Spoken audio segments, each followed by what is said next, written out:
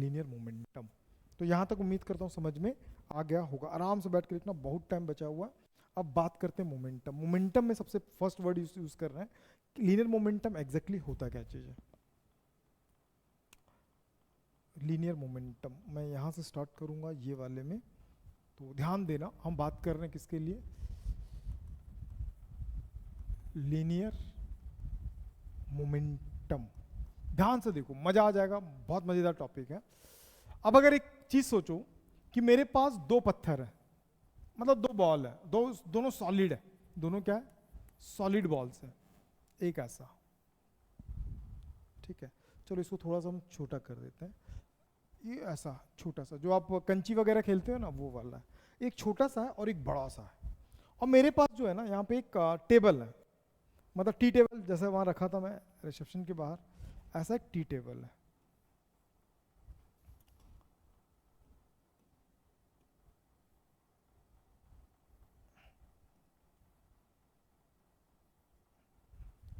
Tea table है। Tea table में ये जो है ना वो ग्लास है, ये क्या है, ग्लास। सोचो मैं इसको ड्रॉप करता हूं एट द सेम हाइट, मैं दोनों को सेम हाइट से ऐसे ड्रॉप किया, ये आया। और ये हम लोग मैक्सिमम ना 12 mm यूज करते हैं, याद रखना। थिकनेस इतना होता है 12 mm का, जस्ट लाइक दिस, इतना होगा, इतना मोटा कांच है। सेम हाइट से जब ये गिरेगा, कांच चकनाचूर होगा ना। इसका मास क्या है, m1 है, इसका मास m2 है। m1 बड़ा है कि m2 बड़ा है, m2 बड़ा है, ठीक। तो जैसे गिरेगा तो चकनाचूर हो जाएगा कि नहीं हो जाएगा, हो जाएगा कि नहीं हो जाएगा, क्यों नहीं होगा, क्योंकि मास कम है। अब इसको गिराऊंगा तो क्यों, क्योंकि मास ज्यादा है। समझ में आया? चलो इसके जस्ट अपोजिट एक और चीज को लेके सोचते हैं कि मास किसी चीज को डिस्ट्रॉय कर सकता है, डिपेंड करता है उसकी मास कितना है। मतलब मास किसी चीज को खराब कर सकता है, डिस्ट्रॉय कर सकता है, डिपेंड क्या करता है। इस बात को अगर लेके सोचूं कि मतलब अगर चीज छोटा है, मास छोटा है, तो नुकसान कम पहुंचाएगा। यही तो सीखा मैं अभी। अभी क्या सीखा मैं, प्रैक्टिकली क्या सीखा,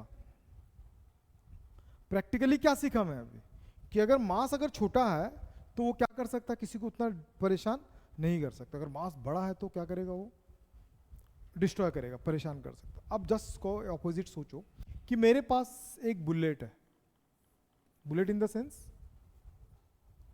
गन का बुलेट, वो ब्रूम ब्रूम वाला बुलेट नहीं, गन का बुलेट है। अब बुलेट को मैं आपको ऐसा करके क्या करता हूँ, हिट करता हूँ। मास तो छोटा है, बहुत पतला है, मेरे पास ओरिजिनल बुलेट भी है, दिखाता हूँ कभी। तो वो आपको क्या करेगा, नुकसान करेगा क्या, कैसे, अभी तो बोले नहीं करेगा करके, अभी तो बोले ना। मान लो दोनों की स्पीड सेम थी, दोनों की स्पीड क्या थी, वेलोसिटी दोनों की क्या थी, सेम थी। ये भी v और ये भी क्या चल रहा है, v। बात कर लो, अब मुंह खोल लो, ठीक है। तो अभी तक जितना पढ़ा पूरा समझ में आ गया, फोर्स इनर्शिया सब समझ में आ गया, क्लियर है, कहीं डाउट है नहीं। तो दोनों का वेलोसिटी सेम था, लेकिन परेशान कौन किया, जिसका मास अधिक था। अब मेरे पास दो बुलेट है, same bullet, same mass, same mass का दो बुलेट है, ठीक है। इसका भी मास m, इसका भी मास m। एक को मैं गन में रखा हूं, एक को हाथ में रखा हूं, ठीक, नहीं समझ में। अब नुकसान कौन करेगा, ऑब्वियसली हाथ वाला। ये फेंका, भड़ाम फोड़ देगा, और ये जैसे ही आया वापस मेरे पास फेंक दोगे, जस्ट लाइक तेलुगु फिल्म। तो कैसे करोगे, कौन नुकसान करेगा। तो क्या समझ में आया कि भैया मास अगर दोनों का सेम है तो वो डिपेंड करेगा इनकी वेलोसिटी पे। किस पे डिपेंड करेगा, अगर ये जो वेलोसिटी देगा ना, बहुत स्पीडली हिट करता है गन, बहुत स्पीडली क्या करेगा, हिट किया तो उड़ा देगा, उड़ा देगा कि नहीं उड़ा देगा। और ये क्या करेगा, बहुत स्लो, मतलब दोनों का मास सेम है, अगर इसका वेलोसिटी ज्यादा है और इसका वेलोसिटी क्या है, कम है, v1 का ज्यादा है और v2 का कम है, तो ये भी क्या करेगा, डिस्ट्रॉय कर देगा, जैसा ये डिस्ट्रॉय किया था। तो मोरल ऑफ द स्टोरी क्या समझ में आया, कि किसी भी चीज को डिस्ट्रॉय करने के लिए, किसी में मूवमेंट पैदा करने के लिए दो फैक्टर रेस्पॉन्सिबल है। पहला फैक्टर कि भैया अगर मास अधिक है, वेलोसिटी अगर दोनों का सेम है, तो अधिक मास वाला क्या करेगा, चेंज करेगा। अगर दोनों का मास सेम है तो जिसकी स्पीड ज्यादा होगी, जिसकी वेलोसिटी ज्यादा होगी, वो क्या करेगा, डिस्ट्रॉय कर देगा। तो दैट मीन्स मेरे को एक चीज समझ में आया कि किसी भी चीज में जो मोमेंट लाएगा, that is called by momentum, that is called by momentum. The linear momentum, the factors which depend, लिख लेना आप लोग यार, linear momentum is directly proportional to the mass. क्योंकि मास बढ़ेगा तो मोमेंटम बढ़ेगा, मोमेंटम मतलब उसमें मोमेंट बढ़ेगा। अब छोटा सा पत्थर है, ले मारा, और बड़ा सा बुलडोजर मारा, तो इसके अंदर मोमेंट कब आएगा, बड़ा सा बुलडोजर में मोमेंट आया। तो मास बढ़ा तो मोमेंटम भी क्या हो गया, बढ़ा। नहीं समझ में आया क्या, नहीं आया? तो देखो, तो मुझे ये समझ में आया कि जो P होता है वो डायरेक्टली प्रोपोर्शनल टू क्या हो जाता है, M। नहीं समझ में? एक और फैक्टर मुझे समझ में ये भी आ गया था कि भैया मास, जो लीनियर मोमेंटम है ना, जो लीनियर जो मोमेंटम है वो ना डायरेक्टली डिपेंड किस पे करता है, वेलोसिटी पे भी करता है। मतलब अगर मैं सेम मास का भी अगर लूंगा तो दोनों को डिफरेंट वेलोसिटी से फेंकूंगा तो मोमेंट कौन पैदा करेगा, ज्यादा मोमेंट कौन पैदा करेगा, जिसकी स्पीड ज्यादा होगी, जिसकी वेलोसिटी ज्यादा होगी। We are considered not like speed, velocity consider करते हैं, because we are using a specific direction. हम क्या करेंगे, स्पेसिफिक डायरेक्शन लेने वाले हैं। बात समझ में आ गया? तो ये हो गया P, और डायरेक्शन के लिए हम क्या यूज कर, वेलोसिटी के लिए क्या यूज कर रहे हैं हम, V। डाउट है कहीं पे? अब इन दोनों को इक्वेशन को मिला के मैं एक इक्वेशन बनाऊंगा फ्रॉम इक्वेशन नंबर 1 एंड 2। तो P directly proportional to mv। अच्छा, ये जो एक्सपेरिमेंट है कौन सा साइंटिस्ट दिया था, हम लोग किए थे ना अभी यार। इसको एक्सपीरियंस किसने किया था, अभी हम लोग किए। छोटा गोली, बड़ा गोली, बंदूक की गोली सेम सेम लेकिन स्पीड अलग अलग, हम लोग किए थे कि बड़ा किसी साइंटिस्ट ने किया था? प्रेजेंटली तो हम ही लोग किए, according to Faraday, according to Einstein, ऐसा कुछ तो नहीं बोले ना। तो याद रखना, फिजिक्स में बहुत सारा रिलेशन होगा जिसको हम लोग खुद निकाल लेंगे। और हम लोग क्या है, कामचोर। हम लोग क्या है, कामचोर। तो हम जब भी के लेंगे, के इज अ प्रोपोर्शनल कांस्टेंट, के क्या बोलते हैं, प्रोपोर्शनल कांस्टेंट। जब भी कांस्टेंट की वैल्यू आएगी हम क्या रखेंगे, 1। पूछ क्यों? क्योंकि हमें कामचोर, हम के का वैल्यू निकालने में टाइम वेस्ट नहीं करेंगे। तो हमारे पास एक रिलेशन आ गया, P is equal to mv। The linear momentum is a product of the mass and their velocity. किसी भी ऑब्जेक्ट का जो लीनियर मोमेंटम होगा, अभी घड़ी देखेगा, घड़ा दूंगा फिर बेटा, यहां पे देख हर 2 मिनट में उधर देखना चालू करता गंदा आदमी, छी। अरे हो ही नहीं रहा है।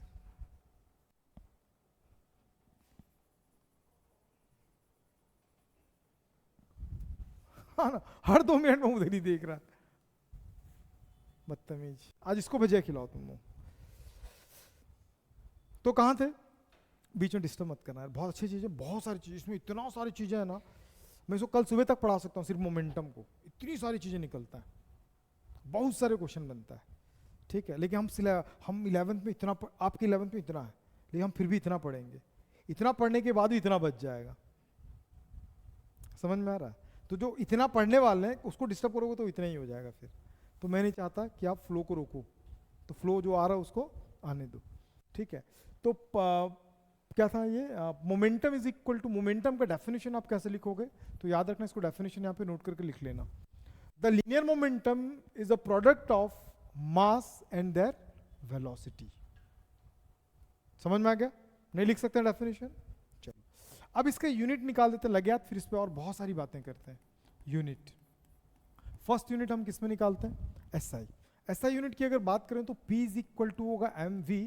m यहाँ पे क्या है, मास। m क्या है, मास। मास का यूनिट क्या होता है, kg। v is a velocity, v क्या है, वेलोसिटी। और वेलोसिटी का यूनिट क्या होता है, metre per second. Then the unit of the momentum is mass into velocity, kilogram metre per second. It is a unit of momentum in SI form. अब similarly हम लोग फाइंड करते हैं सीजीएस में। तो जब सीजीएस में लेके चलोगे, डायरेक्टली मैं लिख सकता हूँ kilogram converted into gram, metre converted into centimetre. तो ग्राम सेंटीमीटर पर सेकेंड हो गया। Then the dimensional formula, dimensional formula mlt। m is a mass 1 1 और ये माइनस में, इसका डायमेंशन फार्मूला याद रखना। सेम डायमेंशन फार्मूला इम्पल्स का भी निकलेगा, अभी हम कुछ दिन बाद निकालेंगे। इम्पल्स फिजिक्स में एक ऐसा टॉपिक है जो बाद में इन्वेंट हुआ था, उसको इन्वेंट करने के पीछे बहुत सारे साइंटिस्ट भिड़े गए थे। जब पढ़ेंगे तो उसकी स्टोरी सुनाऊंगा, दिल खुश हो जाएगा। तो ये यहाँ तक समझ में आ गया। अब एक सबसे इंपॉर्टेंट चीज कि जो मोमेंटम है, जो लीनियर मोमेंटम है, लीनियर जो मोमेंटम है, इट इज अ वेक्टर और स्केलर। वेक्टर और स्केलर क्या है ये? या टेंसर, टेंसर तो पता था, टेंसर के ग्रेड्स बताया था मैं, टेंसर ग्रेड 1, ग्रेड 2, ग्रेड 3 पढ़े होंगे, वेक्टर में पढ़ा हूँ भाई, नहीं वो सब छोड़ता नहीं मैं, वो सब इंपॉर्टेंट होता। तो अब बात आता है कि ये स्केलर की वेक्टर है। तो याद रखना linear momentum is a vector quantity. Linear momentum क्या होता है? वो एक वेक्टर क्वांटिटी होता है। मतलब मैं p को क्या लिख सकता हूँ? p m v, ये स्केलर होता है। मास क्या होता है? स्केलर होता है। एट एनी सब्सटेंस, कोई भी सब्सटेंस हो, किसी का भी सब्सटेंस हो, मास बोले मतलब स्केलर। ठीक, अब अगर ये वेक्टर है तो इसका डायरेक्शन क्या होगा? तो याद रखना ये डायरेक्शंस को आप ज्यादा एफर्ट लगाओ, हर किसी चीज का डायरेक्शन। कभी भी बोलते हैं कि ये वेक्टर है तो पूछो कि उसका डायरेक्शन क्या है, तो आके आपका कॉन्सेप्ट क्लियर है कि भैया मोमेंटम। अभी जैसे मान ले एक पत्थर लिया, मैं ग्लास में ऐसा फेंका तो ग्लास टूटा, तो ग्लास किधर टूटा होगा? उधर टूटा होगा कि इधर टूटा होगा? ऐसा तो नहीं मैं इधर फेंका हूं तो इधर से ग्लास पट से आवाज आया टूटने का, उधर ही ना टूटा। तो जिधर स्पीड उस साइड क्या होगा? मोमेंट होगा। जिधर वेलोसिटी होगा उस साइड क्या होगा? उसका मोमेंट होगा। चीजों को ध्यान पे रखना। नींद आया तो बाहर कर दूंगा बेटे, ठीक है? It's a vector quantity. क्या ये? Vector quantities and the direction of the momentum same as the direction of the velocity। इसका डायरेक्शन किधर होता है? उसी डायरेक्शन में होता है जिस डायरेक्शन में वेलोसिटी का डायरेक्शन होता है। दोनों सिमिलर डायरेक्शंस में होते हैं। तो ये थी आम जिंदगी। अब करते हैं कुछ खास जिंदगी, कुछ केसेस पे डिस्कस करते हैं, जो केस बहुत इंपॉर्टेंट है। Case 1 first, if m1, if two particles or two bodies, if two body of mass each small m moving with the velocity v1 and v2, ठीक है, then the momentum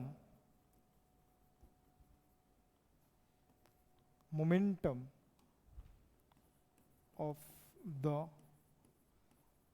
bodies is p1 and p2। सोचा करो, समझा करो, बेहतरीन चीज बताने वाला हूं। समझ में आ गया मैं क्या बोल रहा हूं? कि दो ऑब्जेक्ट मूव कर रहे हैं, दो ऑब्जेक्ट क्या कर रहे हैं? मूव कर रहे हैं, और दोनों ऑब्जेक्ट का क्या है? ये ऑब्जेक्ट है और यहां पे एक और ऑब्जेक्ट है। दोनों का मास क्या है? सेम है, लेकिन एक v1 स्पीड से जा रहा है और एक v2 स्पीड से जा रहा है। मान लो कि v1 बड़ा है और v2 छोटा है, तो इसका मास और वेलोसिटी मिला के इसका मोमेंटम बनेगा, इसका मास और वेलोसिटी मिला के इसका मोमेंटम बोलेगा, बनेगा कि नहीं बनेगा? According to momentum, according to momentum अगर निकालूंगा तो फर्स्ट का मोमेंटम क्या होगा? Mass into velocity, equation number 1। Second का क्या निकलेगा? P2 is equal to mass into again velocity. नहीं समझ में? अब मैं क्या करता हूं? बेहतरीन चीज बताने वाला हूं, मस्त चीज बताने वाला हूं। अब मैं इक्वेशन नंबर 1 में 2 को क्या कर रहा हूं? डिवाइड कर दे रहा हूं। तो ये mv1, ये क्या होगा? mv2। p1 divided by p2, there are cancel one time, v1 divided by v2, p1 by p2। अब यहां पे एक चीज समझो, अब आप बड़ी क्लासेस में आ रहे हो। हम देख रहे हैं कि v1 बड़ा है v2 से, where V1 is greater than V2, V1 बड़ा है, मतलब यहां पे V1 कौन है? नॉमिनेटर है, मतलब इसका नॉमिनेटर बड़ा है, डिनोमिनेटर छोटा है, तो इसका भी नॉमिनेटर क्या होगा? बड़ा होगा कंपेयर टू द डिनोमिनेटर। सोचो, इसको प्रैक्टिकली मैं आपको करके दिखाता हूं। वी हैव अ ग्लास, हमारे पास एक ग्लास है, we have a same coin और same ball, solid balls, we are hitting at the different different velocities. हम कैसे हिट कर रहे हैं? डिफरेंट डिफरेंट वेलोसिटीज के साथ। उसको मोमेंटम, मतलब उसको ज्यादा डिस्ट्रॉय कौन करेगा? जिसकी स्पीड ज्यादा होगी। तो जिसकी स्पीड ज्यादा उसका मोमेंटम ज्यादा, जिसकी स्पीड कम उसकी मोमेंटम कम। देखो, जिसका स्पीड ज्यादा उसका मोमेंटम भी ज्यादा। नहीं समझ में? नहीं आया? तो क्या समझ में आया कि भैया जो v है वो p के प्रोपोर्शनेट है, मतलब v proportionate to p। Graph कई बार पूछा हुआ है, तो भाई को खुश कर देता हूं मैं थोड़ा सा। नहीं खुश कर रहा हूं यार दोस्त, देख ले।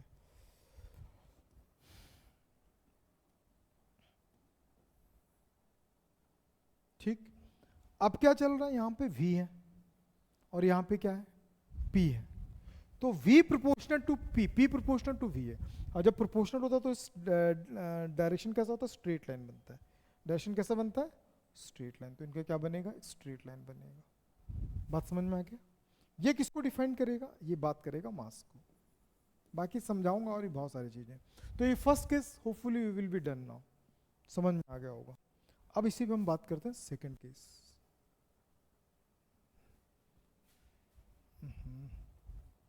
वो बंदा फिर घड़ी देखेगा।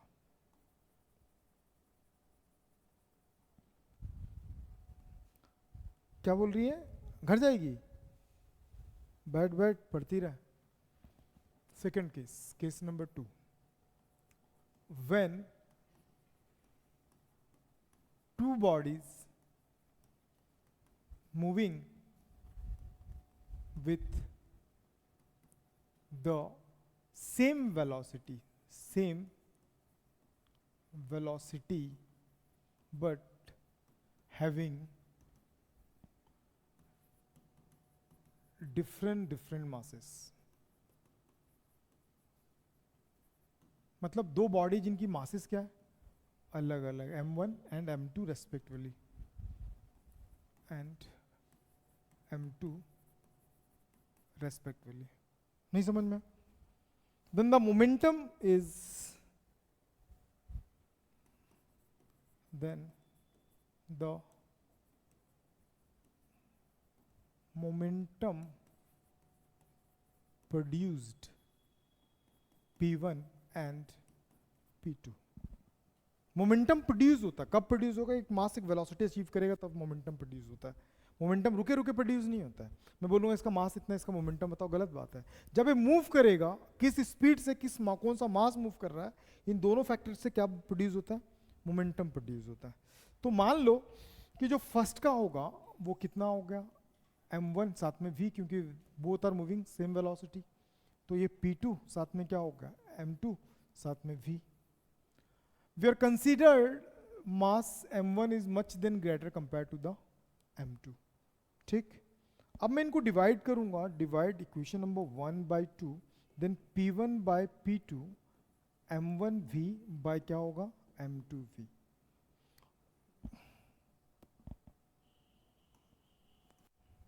both are cancelled together, finally we get the relations p1 by p2 m1 by m2।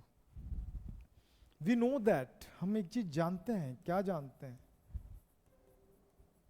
the relations of the m1 is much then greater compared to the m2। यहां पे पढ़े है ना? अब इसके बेसिस पे अगर इसका नॉमिनेटर अगर ग्रेटर है तो डेफिनेटली इसका भी क्या होगा? मोमेंटम भी ग्रेटर होगा। कहने का मतलब डिफरेंट मासेस को अगर मैं क्या करता हूं, एक ही स्पीड से हिट करूंगा तो ज्यादा डिस्ट्रॉय कौन करेगा? जिसका मास ज्यादा होगा। नहीं समझ में? तो इसके लिए भी ग्राफ पूछता है कई बार, तो you can draw like this. कल सबका कॉपी कंप्लीट होना चाहिए दोस्त, ध्यान रखना। कल सबका कॉपी कंप्लीट होना चाहिए। ये भी स्ट्रेट लाइन जाएगा। क्यों? P1 के साथ M1 आ रहा, मतलब दोनों सेम है, P directly proportional to the M। इसको मैं प्रूफ भी किया हूं स्टार्टिंग में, बताए भी थे। नींद आ रहा है क्या दीदी? जागो दीदी जागो, सबका सर में दर्द है फिजिक्स को लेके। अभी आप नीट वाला एक बैच स्टार्ट होना था लेकिन नहीं कर पाए due to the time management, हमारे पास टाइम नहीं सेट हो रहा था। तो सारे दीदी लोग ना कहीं कोचिंग करके ही आए हुए हैं, कई लोग तो कोटा वाले हैं, है ना। हमारे सेकंड ब्रांच में बहुत सारे लोग हैं जो एक बड़े ब्रांड के बच्चे हैं, नाम नहीं लूँगा क्योंकि रिकॉर्ड हो रहा है, उस ब्रांड के बच्चे। सबको प्रॉब्लम किस में पता है? फिजिक्स में, समझ में नहीं आता। तो फिजिक्स हर किसी को समझ में आया ऐसा सब्जेक्ट भी नहीं है, और जिसको समझ में आया ना उसका दिल भी खुश कर देता है, फेफड़ा भी खुश कर देता है। एम और साथ में क्या होगा? पी। नहीं समझ में? एक टॉपिक और last at the least,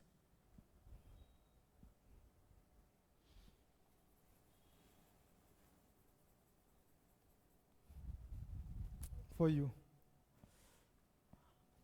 Third, if two different masses M1 and M2 moving with different speed और वेलोसिटी दोनों कंसीडर्ड है ना। स्पीड को डायरेक्शन देते हैं तो वो क्या बन जाता है? वेलोसिटी बन जाता है। स्पीड और वेलोसिटी तो कंफ्यूज नहीं होना। Velocity v1 and v2 but the momentum are same.